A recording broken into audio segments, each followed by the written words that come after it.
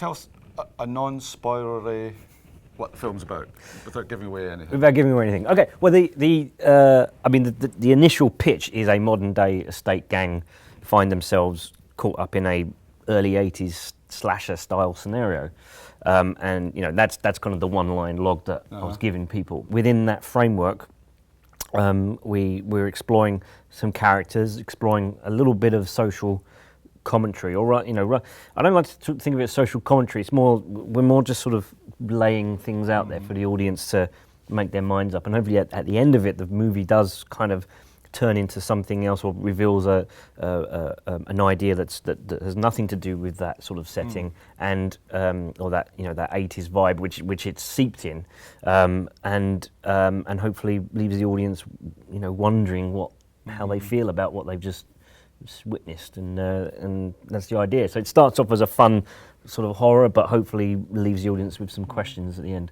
So where did the idea, the idea of the film come from? I wish I could pinpoint it down. I remember having this initial notion of the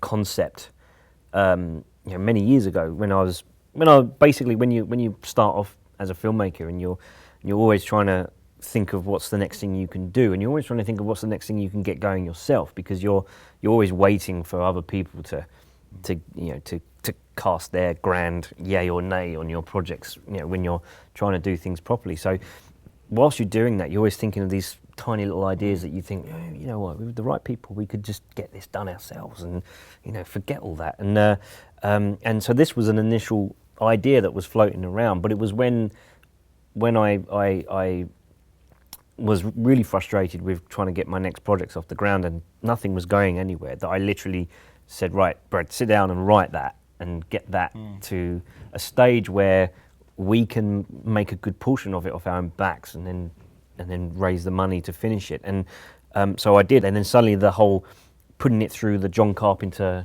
80s vibe suddenly, boom, came to me, and I was like, and this was before Stranger Things. This is a couple of years ago now. That suddenly, as soon as that filtered in, suddenly, wow, I saw it. The whole thing kind of happens, and that's what happens with scripts. Germs of ideas just kick around for a long time, and then suddenly something clicks, and then it hopefully it kind of writes itself, and you just go, yeah, there you go. Which part of the process do you enjoy the best? The writing, the making? Oh, the making, definitely. I don't like the writing at all. This is actually the first script that I've produced that was solely written by me. I usually write with other people, and that's because I don't, I think I'm an okay writer, but I don't trust myself fully. This was the first one where I literally I've got this, I think, and did it. But I have no, but I don't. There's nothing.